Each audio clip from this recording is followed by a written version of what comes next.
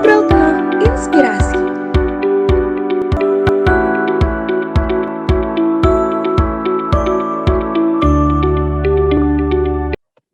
Halo, selamat sore Sobat Ngulik, dimanapun kalian berada. Bagaimana nih kabarnya? Semoga selalu dalam keadaan sehat dan tetap semangat ya menjalani aktivitas sehari-harinya. Kembali lagi di Ngopi Podcast, ngobrol penuh inspirasi bersama aku, Zakir dari Future Star IPB, dan rekan aku. Aku Franz dari Center of Management IPB.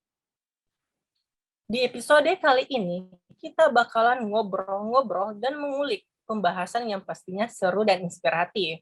Nah, dalam episode kali ini, kita akan membahas mengenai pentingnya bahasa Mandarin. Nah, Franz, seperti nama podcast kita nih, yaitu Ngopi, ngobrol penuh inspirasi. Pastinya akan ada seseorang yang menginspirasi nih. Kira-kira siapa sih seseorang itu? Jadi ini Zakir dan juga Sobat Ngulik sekalian, kali ini kita kedatangan tamu spesial yang merupakan seorang guru les bahasa Mandarin. Beliau bernama Natalia Hilman Sentosa, yang biasa disapa dengan Natalia Lause. Nah, kita sambut dulu kali ya. Halo nih, hao, Natalia Lause. Halo, ni hao. Gimana nih kabarnya hari ini, Lause? Baik, sehat. Ya. Oke, udah siap untuk sharing bersama kita dan juga Sobat Ngulik sekalian belum nih, Lause? Siap dong. Oke, siap. Jadi sebelum kita ngobrol lebih lanjut tentang Lause gitu ya, aku penasaran nih sekarang tuh Lause lagi di mana dan ada kesibukan apa nih Lause? Lause lagi di rumah. Lagi di rumah ya Lause. Pandemi gitu ya Lause ya. Iya. Paling Kalau untuk kesibukan? kalau Ya. kesibukannya sih sekarang ngajar, masih ngajar. Ya, ngajar aja. Wah, ngajar dan ngajar terus gitu ya Lause ya. Oke, mungkin semangat terus ya Lause untuk segala kesibukan yang mungkin akan Lause hadapi ke depannya. Yang penting tetap stay safe dan juga stay healthy ya Lause, terutama di masa pandemi seperti ini. Oke, mungkin kita masuk aja ke sesi Q&A atau pertanyaan gitu ya Lause. Karena aku bisa sedikit bahasa Mandarin, mungkin aku bakalan mulai pertanyaan pertama ini dengan bahasa Mandarin. Boleh ya Lause ya? Iya.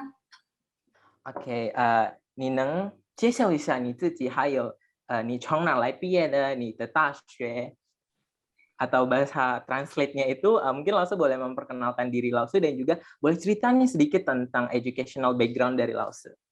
Mau pakai Mandarin, pakai Indonesia nih. Boleh mix Lause. 好啦，老师先自我介绍一下吧。老师叫许燕妮，你们都可以叫老师娜塔莉亚老师。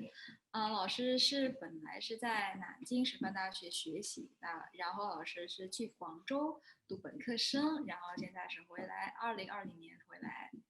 Jadi老师namanya Natalia.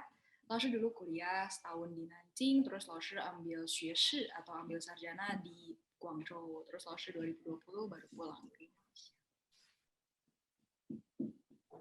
Gitu paling. Apalagi ya? Wah, ternyata Loshe ini lulusan dari Jinan University dan juga Ninja Normal University. Wah, keren banget ya Loshe. Wah, keren banget kan Sobat Ngulik Loshe ini. Nah, aku mau nanya nih Loshe, bagaimana sih awal Loshe ini tertarik belajar dan ingin memperdalam bahasa Mandarin? Tertarik awal belajar bahasa Mandarinnya dulu ya? Ya. Kalau Laoshi dulu gurunya cakep. Bercanda. Tapi itu salah satu faktor juga sebenarnya. Jadi dulu memang Laoshi selain Mandarin waktu SMA kayaknya kurang pinter ya di pelajaran lain. Jadi Laoshi memang tertariknya belajarnya bahasa Mandarin. Makanya Laoshi perginya ke sana gitu. Wah, motivasi awalnya karena Lause ini cakep gitu ya Lause ternyata. Oke deh, sobat-sobat ngulik, tadi kita sebutnya Lause gitu. Mungkin sobat-sobat ngulik sekalian nggak ngerti nih sebenarnya Lause itu apa. Jadi Lause itu sebutan untuk guru gitu ya, Lause ya? Oke, benar. Nah, kita lanjut nih, dengar-dengar Lause juga punya tempat les atau bimbel gitu ya, Lause? Nah, boleh dong Lause cerita sedikit tentang sejarah berdirinya nih bimbel dan juga kenapa Lause memilih untuk membuka bimbel sebagai bisnis usahanya Lause gitu. Oke. Sejarah kayak udah lama aja ya. Jadi lalu ada buka kursus Mandarin. Kursus Mandarinnya platform online. Jadi kayak sekarang ya udah modernization. Jadi lalu bikin platform online buat kursus belajar bahasa Mandarin. Nah, kenapa awal mulanya kepikiran bikin kursus bahasa Mandarin? Mungkin satu, lalu ngerasa sekarang banyak banget orang yang sangat akan bisa diuntungkan kalau mereka bisa bahasa Mandarin. Ya, dimulai dari mungkin pendapatan lebih besar, atau mungkin dia hidupnya lebih fangtian atau lebih praktis. Makanya Lao Shi mikir, daripada Lao Shi ngomong Mandarin sendiri nih, gak ada temen ngomong nih, jadi Lao Shi coba deh buka ini sekalian juga buat nge-bribe orang-orang supaya mereka mau lebih belajar banyak bahasa Mandarin, terus juga bisa berkembang ke merekanya sendiri. Gitu sih paling awal mulanya. Aneh terus bikin-bikin ini deh, gitu. Wah, jadi Sobat Ngulik, bimbel Loshe ini bernama Bandung Chinese Study Center, yaitu Loshe-nya itu membuka dalam bentuk platform online. Dan alasan Loshe ini membuka bimbel karena dia ingin mengajak orang-orang di sekitar juga agar bisa berbahasa Mandarin juga, agar tidak hanya sendiri ya Loshe belajar bahasa Mandarin. Ya, 差不多这样了。Ya, kira-kira kayak gitu ya. Wah, tadi kan Loshe telah mention bahwa Loshe ini kan punya bimbel. Nah, aku mau nanya nih, bagaimana cara Loshe membranding tempat les Loshe agar bisa dikenal oleh masyarakat lebih luas? Dan juga bagaimana sih peminatnya sekarang ini di masa pandemi? Oke. Kalau nge-branding, emang les bahasa Loshe terkenal gitu? Udah lah ya, udah lumayan lah ya. Cara brandingnya paling sama ya kayak sekarang ya, kalau zaman sekarang pasti digital marketing ya, digital marketing karena Loshe platformnya juga online, jadi supaya kita pasarnya nggak kecil ya, jadi Loshe pasti pakai digital marketing buat branding, collab sama beberapa influencer yang ada kaitannya sama Mandarin, itu juga kan mulai ngebantu buat branding, nama followers dan lain-lain. Terus tadi kalau trafficnya selama pandemik ini gimana? Nah, mungkin karena pandemik juga, orang-orang mungkin udah lumayan terbiasa juga ya, kita udah hampir 2 tahun kan ini si pandemi ini, jadi udah pada terbiasa juga dengan online class atau dengan platform online, jadi ya ada aja gitu yang mau les. Justru bahkan peminatnya sekarang lagi banyak-banyaknya, karena ya mungkin satu lebih praktis, karena bisa online, bisa di mana aja, simple ya kan, tapi pelajaran pun dapat gitu. Jadi mereka merasa lebih nyaman.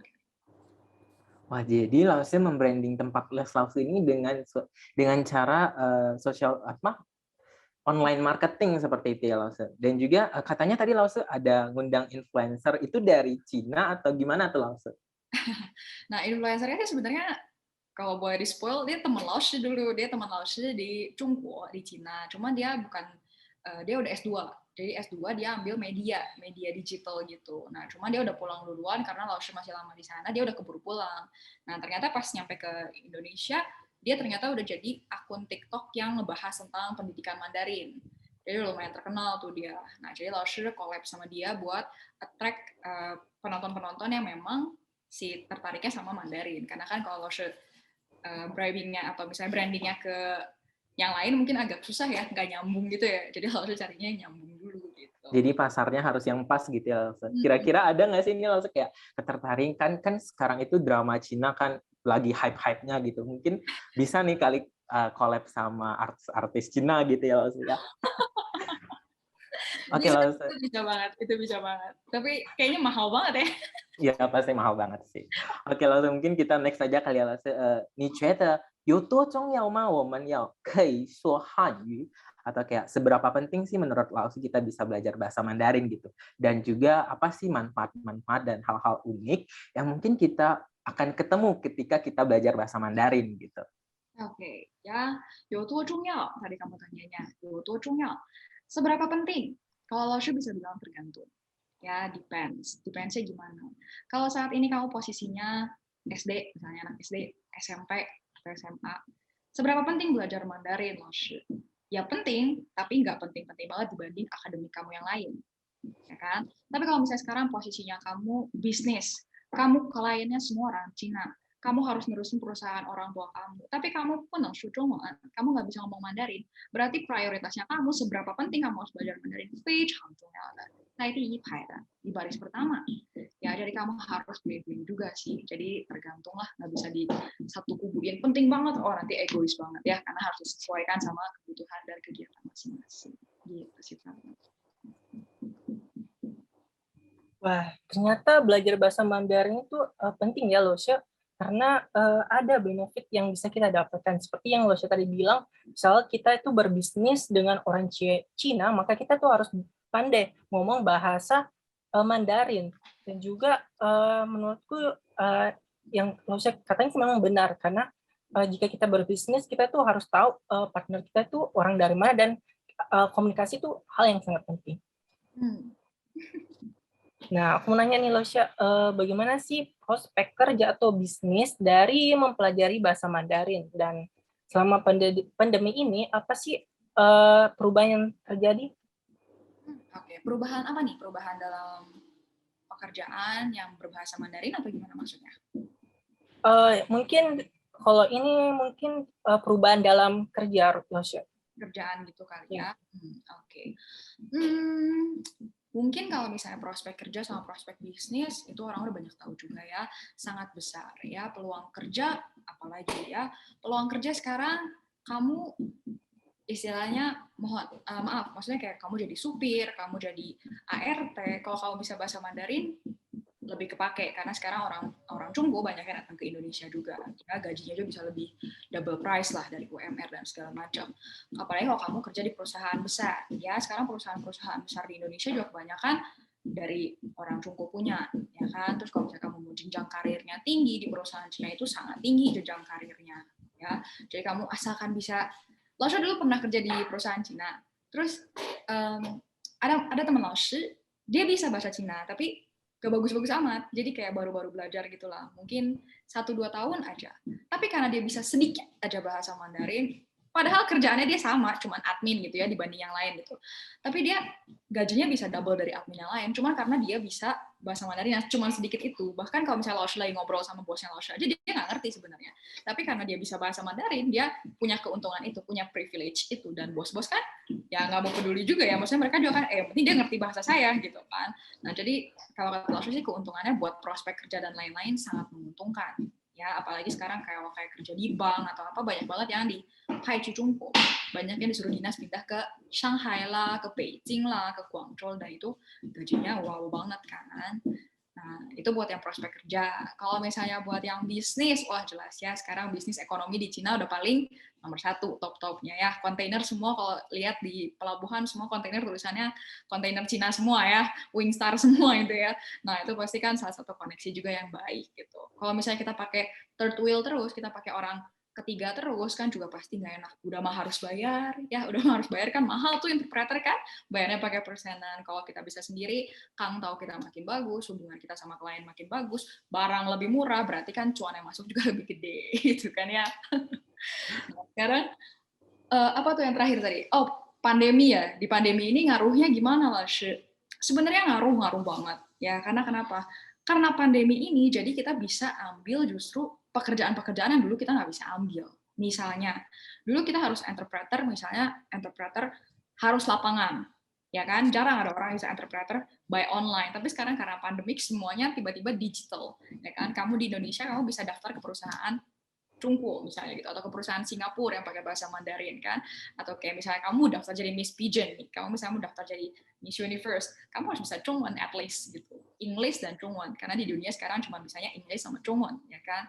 Nah kalau misalnya kamu sekarang kalau misalnya online doang, lagi pandemic ini, kamu suka nonton drama nih misalnya, drama Cina nih misalnya, kamu bisa jadi translator drama Cina teks itu loh, kan sekarang udah ada WeTV juga kan, nah itu seru banget juga gitu. Jadi seru sih, fun, sama interesting juga pasti kalau bisa belajar bahasa Mandarin. Wah, jadi ternyata prospek kerja di bidang Mandarin ini ya ternyata cukup besar gitu ya, Rosia. Dan juga gitu. Jadi gajinya juga lumayan besar gitu. Lumayan banget. Bisa ya, 2 kali lipat gitu ya, Rosia. Itu itu. Dan juga di dunia sekarang dikatakan bahwa bahasa Mandarin ini sebanding gitu ya langsung sama bahasa Inggris, dan aku benar setuju sih tentang itu gitu. Terus kemudian aku bakalan nanya nih Lao Shi, 学习了中文非常非常困难 atau kayak belajar bahasa Mandarin itu sangat susah gitu. 很多 ya, 它有很多字 kayak banyak huruf yang nadanya itu kayak hampir sama gitu, kayak ma, kayak gitu-gitu kan langsung. Dan mereka itu punya arti yang berbeda, padahal pelafalannya itu atau hurufnya itu kayak hampir-hampir sama gitu kan. Dan bagaimana sih cara Lause buat memberikan pengajaran bahasa Mandarin tersebut kepada anak-anak les Lause gitu, yang dalam hal ini dengan cara lebih efektif dan juga mereka itu mudah untuk memahami hal tersebut gitu Lause. Oke. Nah, kalau misalnya di tempat kursus Laoshi di CSI itu memang Laoshi ada beberapa cara yang unik. Jadi memang beda dari yang biasanya kita pelajarin ya. 学习中文是非常难，的确是 ya, 的确是的. Ya, memang iya ya belajar Mandarin itu susah dibanding belajar bahasa Inggris ya. Karena bahasa Inggris kan alfabetnya sama ya sama Indonesia ya. Jadi kita kan bisa baca lah seenggaknya. Sedangkan kalau Zhongwen atau Mandarin itu bentuknya udah karakter ya, utek-utekan gitu ya. Jadi kan pusing ya lihatnya ya. Udah ini cacing mana gitu kan ya. Simplified sama tradisional aja beda gitu ya Lause ya. Iya, simplified sama tradisional aja, wah pusing kan gimana gitu ngetiknya. Nah, cuman sekarang kalau di tempat les-lesan Laoshi ini, Laoshi makanya bagi ya. Pasti yang pertama Laoshi bagi jadi sesuai kemampuan, sesuai kriteria, dan sesuai kebutuhan. Jadi kelasnya dipisah-pisah sesuai kebutuhan dan kriteria masing-masing. Ya, yang mau belajar HSK, yang mau belajar conversation, yang mau comprehensive, yang mau Laoshi saya mah cuma pengen belajar ini aja, cuma pengen grammarnya aja, atau cuma pengen nulisnya aja, saya cuma pengen lulus IELTS atau TOEFL-nya yang di Taiwan aja, bisa. Jadi kita sesuaikan dulu satu-satu. Ya, jadi kan baginya kita udah bagi dulu nih anak-anakannya. Itu yang pertama. Yang kedua, kalau di tempat kursus Laoshi ini, Laoshi tidak pernah mengajarkan no practical, ya, atau misalnya textbook banget gitu. Memang kita pakai textbook. Ya, kita memang pakai textbook untuk jadi acuannya. Kayak misalnya, pasti ya, bab pertama kita harus ngapain nih, A, B, C, D, E, F, G. Oke. Tapi hal-hal yang non-essentials atau yang nggak kepake banget nih, ngapain diajarin? Bener nggak sih? Males ya. Ngapain kan kalau belajar kayak grammar, tapi ujung-ujungnya nggak pernah dipakai. Kayak belajar matematika sampai integral, tapi nggak dipakai kan di kehidupan kan. Ya kecuali kamu jadi ntar jadi penulis integral atau gimana, Laoshi nggak tahu. Ya kan? Matematika yang penting apa sih? Kali tambah bagi gitu kan. Tambah kurang kali bagi udah bisa persen gitu kan, udah buat ngitung hasil dan lain-lain, gak perlu yang terlalu susah. Sama Zhongwen juga kayak gitu, susah kalau misalnya kamu mau belajar seulik-uliknya, sedetail-detailnya. Tapi kalau misalnya kamu mau belajar yang praktikal, yang langsung bisa praktek, yang bisa langsung kayak yang penting-pentingnya aja, yang penting kamu ngerti, saya ngerti, kamu bisa ngomong, saya bisa ngomong, apa yang mau saya ungkapkan, saya bisa. Nah, itu yang kita mau terapkan di sesi ini, di si tempat les Laoshi ini. Yang ketiga, Laoshi punya kelas buat anak-anak. Jadi kalau misalnya buat anak-anak nih yang maminya pada pusing, kayak kalau misalnya, aduh ini gimana sih Laoshi di sekolah, pelajarannya susah banget loh. Banyak banget kan sekarang di Jakarta, di Bandung, yang udah 3 bahasa sekolahnya, dan anak-anak tuh Mandarinnya di sekolah karena online, jadi nggak terlalu bener diajarin, tapi PR-nya banyak banget dan ujiannya udah expert banget, bahkan lebih daripada yang dewasa. Nah, kalau buat anak-anak, daripada mereka capek dan lain-lain, Laoshi pakai metode misalnya games lah, storytelling lah, riddles lah, dan lain-lain, supaya learning by fun gitu. Tapi tetap Laoshi, cara supaya nggak bosen dan nggak jadi susah-susah banget tuh, pasti satu harus essentials dan practical. Gitu sih. Wah, jadi Sobat Ngulik, Laoshi ini menggunakan beberapa metode yang tadi disebutkan itu aku ringkas. Pertama, sesuai dengan kemampuan siswanya, dan kemudian itu kelasnya dibagi-bagi ya Laoshi. Kedua itu tidak terlalu menggunakan textbook ya, kayak langsung seperti praktik gitu. Kemudian ada juga kelas khusus untuk anak-anak, dan biasanya itu cara ngajarnya itu melalui game, storytelling, agar anak-anaknya itu nggak bosan ya, Laoshi, dan terbukti itu membantu siswanya untuk belajar bahasa Mandarin ya, Laoshi.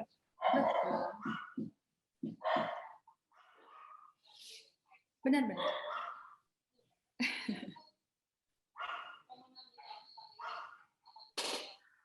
Oke, Lause. 好了，我们到了最后一个问题.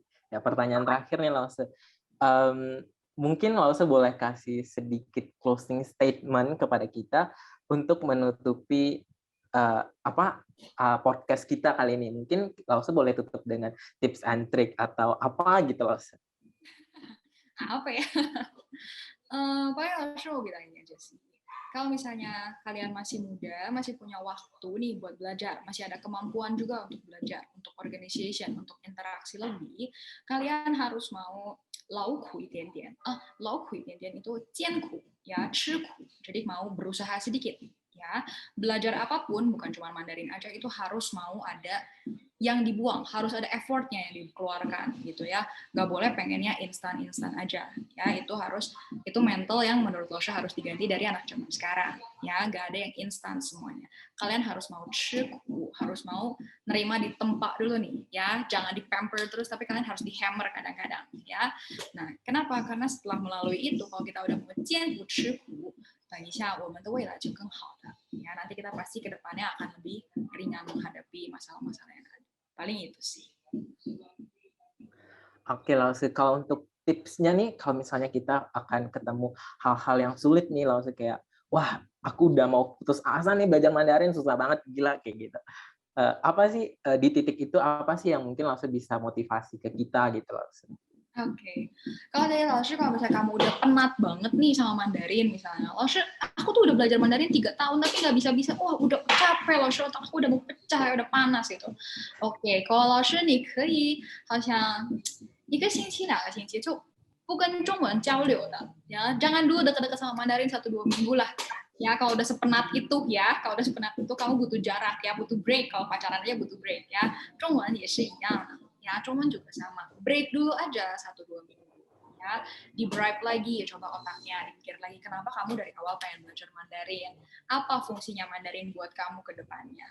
Mulai dari hal-hal, kalau misalnya kamu mulai belajar lagi, mulai dari hal-hal yang nggak bikin kamu males-malesan buat belajar. Misalnya, aduh Laoshi kayak kalau belajar buku males, aduh Laoshi kalau misalnya ini belajarnya males, mulai mungkin dari nonton drama Cina, denger lagi ya, pelan-pelan lagi, pendekatan lagi, PDKT ya, pacaran aja kan nggak bisa langsung jeder-jeder nikah dong, bener nggak? Masa Mandarin Cina kayak sekali mah itu kan susah ya, jadi harus pelan-pelan. Laoshi saya mah udahlah mau tenangin diri aja pakai denger lagu Mandarin, atau misalnya yaudah Laoshi saya misalnya capek baca buku terus, aduh kamus terus, Laoshi nggak ngerti, ya udah coba dengerin podcast yang ringan, atau misalnya tentang ya TikTok itu kan paling cuma 1-2 menit gitu kan, tapi bisa belajar yang fun aja gitu.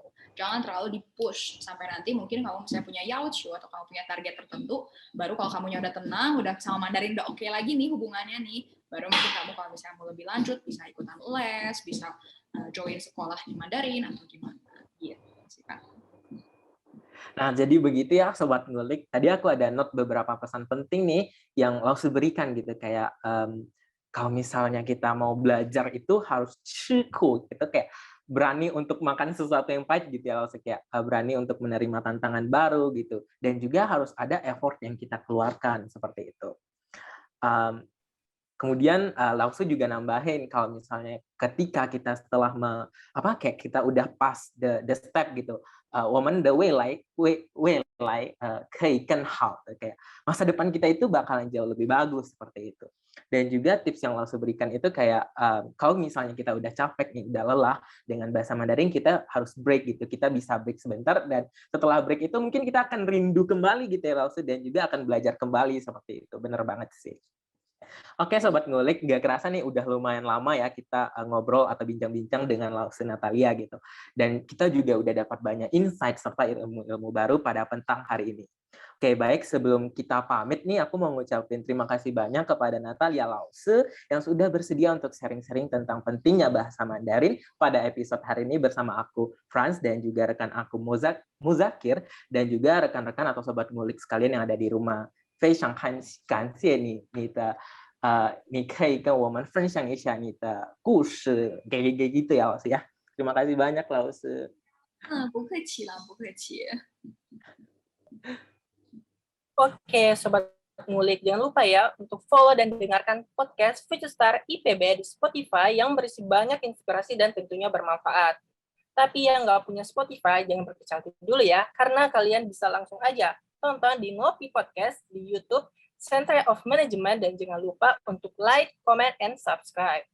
Aku Zakir dari Future Star IPB, dan rekan aku Franz dari Center of Management IPB. Kami pamit undur diri dan see you next time. 再见. kasih untuk Sobat Ngulik yang udah ngedengerin Ngopi Podcast kali ini. Dan jangan lupa untuk tetap stay tune di Ngobrol Penuh Inspirasi selanjutnya. Bye-bye!